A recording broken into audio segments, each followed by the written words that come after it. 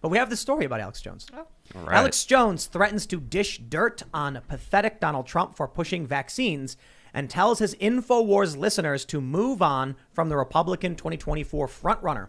Alex Jones said Wednesday that he will dish all the dirt on Donald Trump now that the former president has come out more definitively in favor of vaccinations. In fact, maybe you know what? To get Trump's attention, maybe I should just dish all the dirt.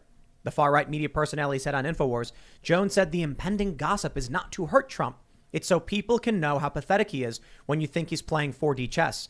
Trump was booed by his supporters earlier this month when he revealed that he received the COVID-19 booster shot. But I just want to point out, Trump's always been in favor of this. Trump spearheaded the Operation Warp Speed campaign. He's at his rallies telling people to get it. I don't understand how this is new information, but I do think it's interesting. I'm wondering what you guys think on Alex Jones, what happened being upset about it. Trump had previously said, he was pro-vax, but he was against. Trump was previously saying that he was pro-vax, but against the boosters. And then he said he was against the boosters. I don't know. I believe. I think he was kind of like boosters. boosters, right? And then he hit a point where he's like, "I got the booster." So it was more. He was kind of walking it back a little bit, and then it seemed as though he kind of is now more in favor of it. Well, he's definitely in favor of it. At least what I'm hearing from the Trump supporters that I know is that he had plausible deniability early on. Like he wanted to just get out of a pandemic. He wanted to get out of lockdowns, and that's why he put in Operation Warp Speed into place. And now he sees it, insofar as I understand it, he sees the vaccine as his legacy. That's why he's at times so desperately trying to make it his legacy.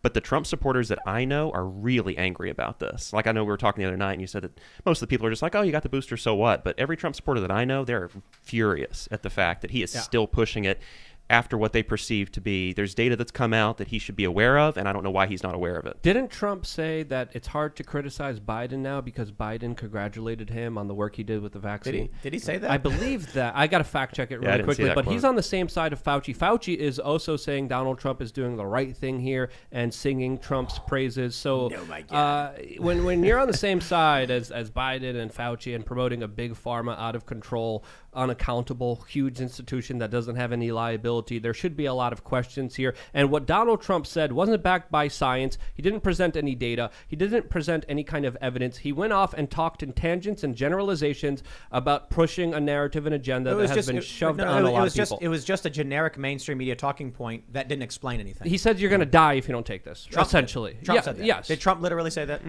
His points. What was his words exactly? Like, Look it up. We got to look up. We're talking about the Bill O'Reilly interview, right? No, we're talking about the Candace Owens interview. Oh, so there's a number of okay. interviews where he's gone off and talked about this.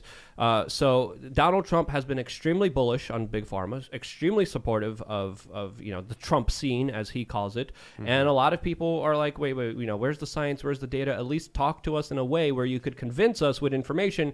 You're not doing that. You're kind of speaking in general platitudes, and people are like, wait, what's going on here? So that's the larger question.